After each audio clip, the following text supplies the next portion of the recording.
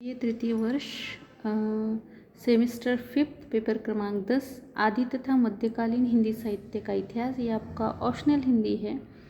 उसी के साथ साथ हमने भक्तिकाल की शुरुआत की थी। भक्तिकाल में हमने देखा था कि सामाजिक पृष्ठभूमि किस प्रकार की है, सांस्कृतिक पृष्ठभूमि किस प्रकार की थी, और आज हम राजनीतिक पृष्ठभूमि को देखेंगे।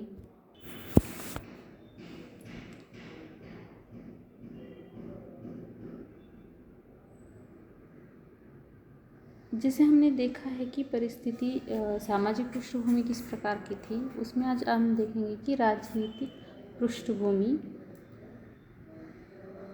हिंदी साहित्य के भक्तिकाल के इस सुदीर्घ समय को राजनीतिक इतिहास की दृष्टि से दो भागों में विभाजित किया हुआ है।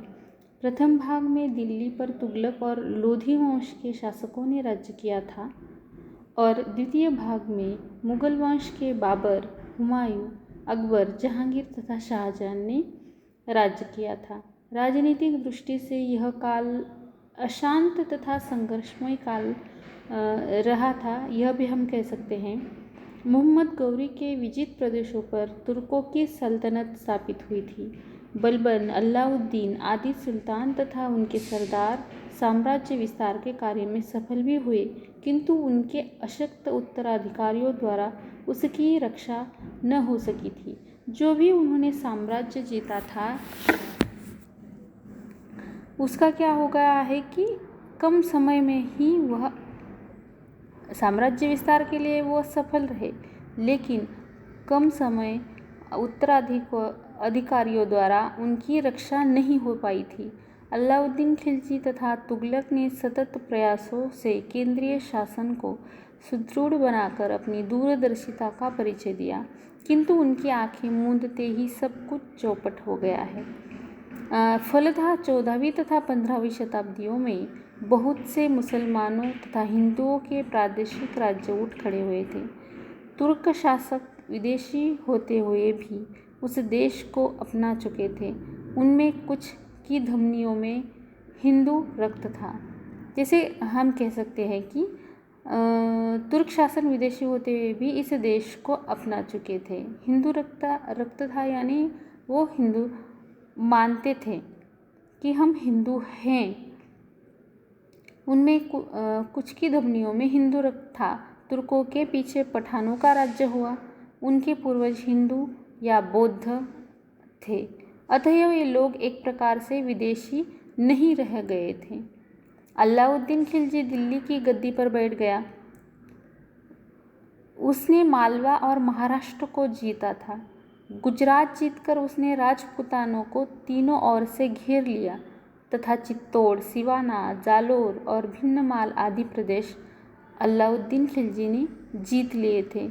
इस प्रकार दक्षिण भारत में मुस्लिम शासन पहुंच गया। अलाउद्दीन की मरते ही दिल्ली का शासन ढीला पड़ गया। गयासुद्दीन तुगलक ने 1320 में उसमें फिर जान डाली यानी फिर से वह उस राज्य पर शासन करने लगे थे। उसने बंगाल को जीतकर दक्षिण में महाराष्ट्र तथा आंध्र तक अपना राज्य स्थापित किया है। कुछ काल के उपरांत प्रांतीय शासकों में स्वतंत्रता की प्रवृत्ति आने लगी। अब देखिए कि कुछ ऐसा समय जाने के बाद हर एक प्रांत में क्या हो गया है, प्रांतीय शासक जो थे उनमें स्वतंत्रता की प्रवृत्ति उमड़ने लगी है कि हम अब किसी के पारतंत्र में नहीं रह सकते। दिन प्रतिदिन कोई न कोई प्रांतीय शासक स्वतंत्रता की घोषणा करता और दिल्ली सम्राट उस पर चढ़ाई करके उसे अपने अधीन करता था। मेवाड़ में हम्मीर सिसोदिया 1326 में स्वतंत्र हो गया। उन्हीं दिनों विजयनगर के हिंदू राज्य का उदय हो गया था। मदुरा और बंगाल में दिल्ली सल्तनत के सूबेदार स्वतंत्र मुसलमान बन बैठे। दक्षिण में बहनमी सल्तनत की स्थापना हो गई। फिरोज तुगलक ने इस विद्रोह को दबाया भी, किंतु उसके अधिकारी यह निकम्मे और नालायक निकले थे। इस कारण वह क्या हो गया है कि राज्य की शक्ति प्रांतीय शासकों के हाथों में चली गई। इन्हीं दिनों दक्षिण में विजयनगर और बहमनी राज्यों में संघर्ष चला था।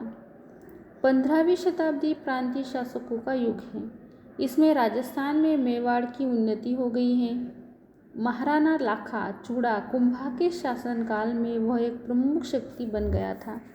मालवा, गुजरात, बंगाल, जौनपुर और कश्मीर में स्वतंत्र रियासतें थीं। तिरहुत में कामेश्वर नामक ब्राह्मण ने हिंदू राज्य की स्थापना की थी। उसके पौत्र गणेश्वर ने उसे स्वतंत्र कर दिया है। बुंदेलखंड में गाहड़वाल वंशज बुंदेल सरदार राज्य करने लगे। उड़ीसा में सूर्यवंशी कपिलेंद्र ने स्वतंत्र राज्य की स्थापना की। 16वीं शताब्दी के मध्य में जब बाबर ने आक्रमण किया तब उस समय सभी स्वतंत्र प्रादेशिक राज्य हो चुके थे। उस समय भारत में प्रमुख शासक पश्चिमी मंडल में मेवाड़ का राणा सांगा और दक्षिण में विजयनगर का कृष्णदेव राय थे। बाबर ने 1526 में पानीपत के मैदान में युद्ध के नवीन उपकरणों के प्रयोग से इब्राहिम लोधी को पराजित किया।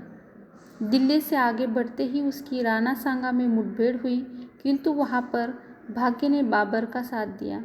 सांगा के पश्चात राजपूतों में प्रतिरोध की शक्ति न रही, पर पठानों ने हिम्मत न हारी और प्रतिरोध जारी रखा है।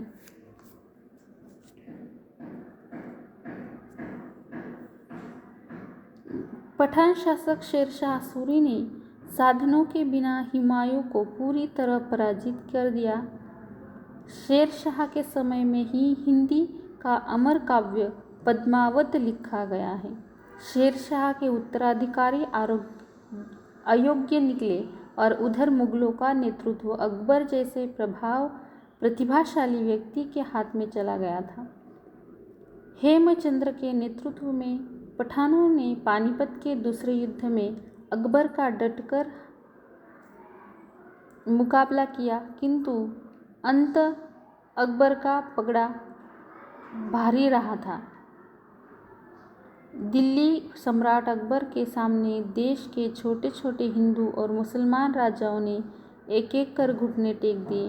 अकबर के समय में भी मेवाड़ के राणा प्रताप ने उसकी अधीनता न मानी और आजीवन लड़ता रहा है। दिल्ली सम्राट अकबर के समय में भी मेवाड़ के राणा प्रताप ने उसकी अधीनता न मानते हुए अपना संघर्ष जारी ही रखा था। प्रताप का पुत्र अमर सिंह जहांगीर से 16 वर्ष लड़ा, पर अंत में उसने अधीनता मान ली। वह हार चुका था। उसने अपनी हार मान ली थी।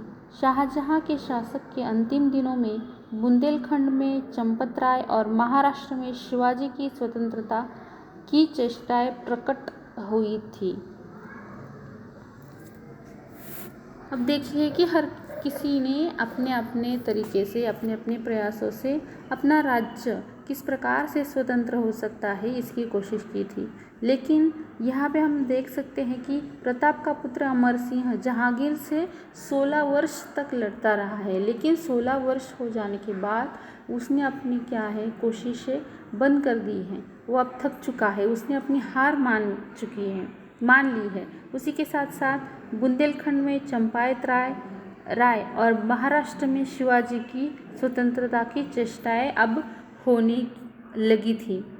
प्रस्तुत काल में इस विस्तृत ब्यौरे से एक बात नितांत स्पष्ट है कि विदेशी आक्रांताओं के द्वारा आया, देखा और नष्ट कर दिया के समान कुछ क्षणों, घंटों या दिनों में भारत पर आधिपत्य स्थापित नहीं हुआ, बल्कि उन्हें देशी शासकों के प्रतिरोध का बुरी तरह सामना भी करना पड़ा था। यहाँ के देशी शासक अंतिम दम तक प्राणपण से स्वाधीनता के लिए जूझते रहे हैं।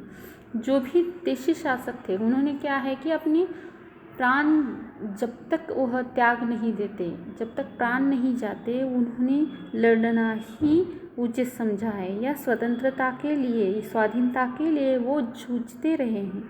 उनमें किसी भी प्रकार की निराशामय पराजित मनोवृत्ति नहीं थी।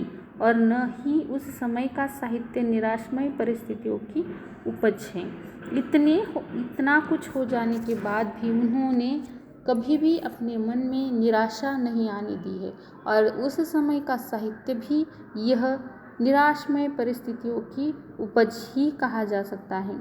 निसंदेह इस काल में कतिपय कट्टर तथा सांप्रदायिक मुस्लिम शासकों द्वारा हिंदी जनता पर अकथनीय अत्याचार भी ढाए गए, किंतु सभी विदेशी संकीर्ण हृदय नहीं थे।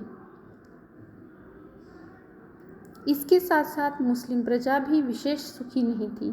धर्म के आधार पर शिया और सुन्नी लोगों में विद्वेष की आग सदा सुलगती रही है। अरबी, तुर्की, ईरान तथा अफगान आदि मुसलमान आपस में सदा जलते रहते थे। शासक वर्ग में भी राज्य लिपार्थ मरमम हत्याओं का सिलसिला चल रहा था। अल्तमश के सिर पर आराम शाह का खून है। रजिया तथा नसरुद्दीन ने अपने कई भाइयों का पद के वंचित करके राज्य प्राप्त किया है। अब देखिए कि तब भी भाई या सगे संबंधी न मानकर केवल राज्य पर शासन करने के लिए वह राज्य अपना किस तरह से बन सके, इसके लिए वह अपनों का खून तक कर जाते थे।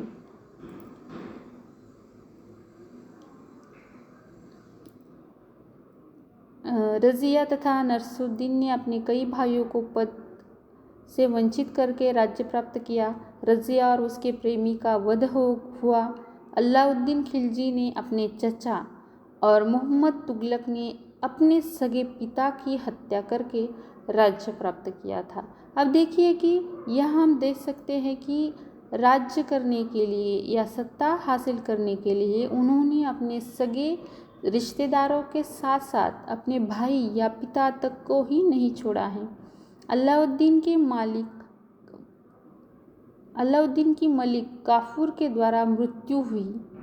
सिकंदर लोधी ने अपने भाई बारबद को ठिकाने लगाया। मुगल सम्राटों में शाहजादा खुर्रम को अपने कुल के बहुत से आदमियों को ठिकाने लगाना पड़ा और औरंगजेब ने राज्य प्राप्ति के लिए क्या कुछ नहीं किया था। अकबर, जहांगीर और शाहजहां ने समय को छोड़कर मुस्लिम काल का शेष सारा समय मारकाट, ग्रहकलय, विदेशी आक्रमणों के आतंक तथा युद्ध का काल रहा है।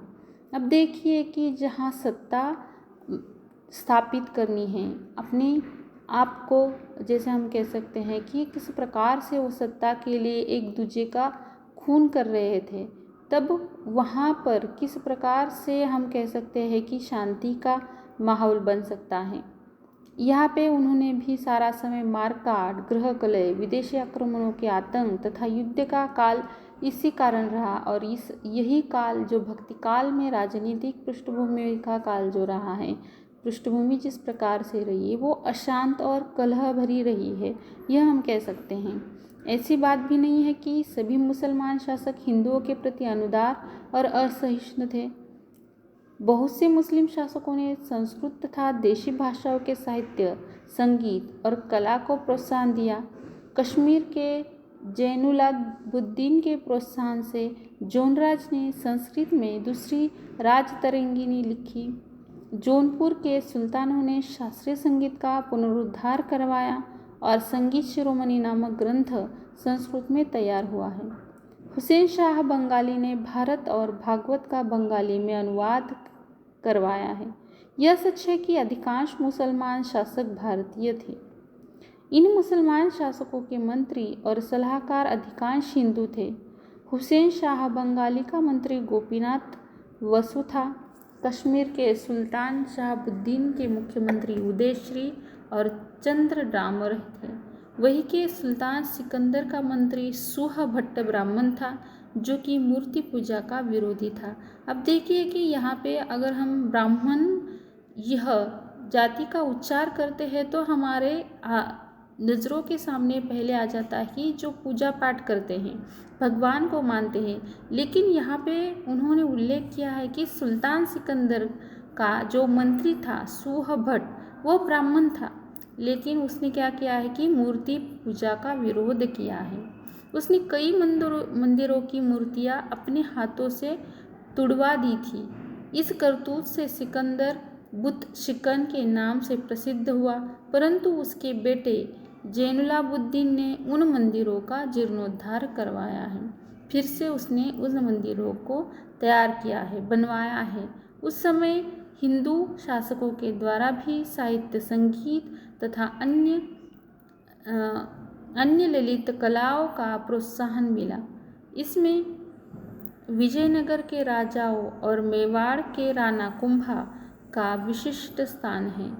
अकबर और उसके वंशजों के प्रशासक में हिंदू को बराबर आश्रय मिलता रहा।